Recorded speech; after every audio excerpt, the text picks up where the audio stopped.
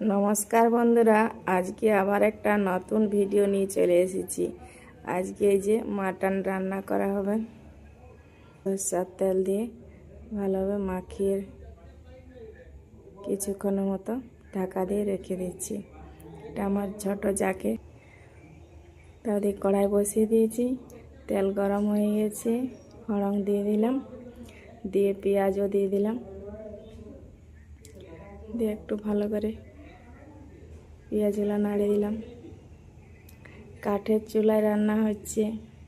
এদিকে পেঁয়াজও গলে গেছে, মশলা হয়ে গেছে, মিক্সচারে পেস্ট করে নিলাম। পেঁয়াজটা একটু ভাজা ভাজা হওয়া পর্যন্ত খুন্তিটা নাড়ে দাও, আর মিক্সিতে মশলাটা পেস্ট করে নিতে করতে দিয়ে জিরা গোটা দিয়ে দিলাম। বাটার সময় নিই, গোটা জিরা প্যাকেট জিরাই দিয়ে দিলাম, দিয়ে মাংসটাও দিয়ে দিলাম। এখানে রুমটা অন্ধকার, ওই জন্যে লাইট ভালো ছিল না, ওই জন্যে কালারটা বোঝা যাচ্ছিল না। ভালোভাবে কষিয়ে নিচ্ছি।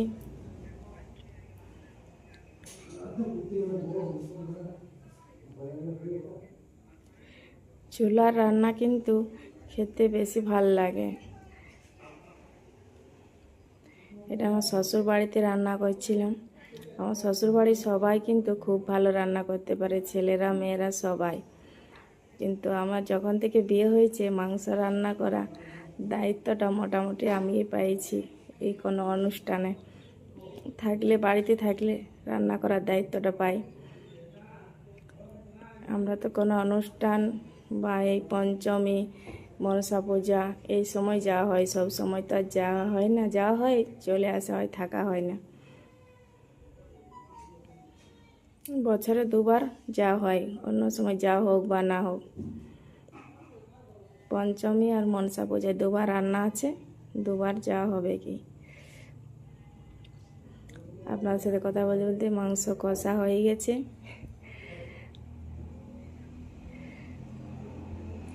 কালারটা ভালো বোঝা যাচ্ছে না, আর ধোঁয়াও লাগছে চোখে। জল দিয়ে দিলাম।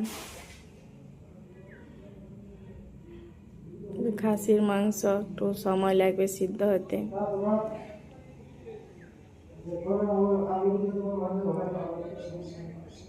আর ভালোভাবে ভিডিও করতেও পারি না, বাঁ হাতে মোবাইল ধরে রেখেছি আর ডান হাতে করে কুশনি নাড়ছি।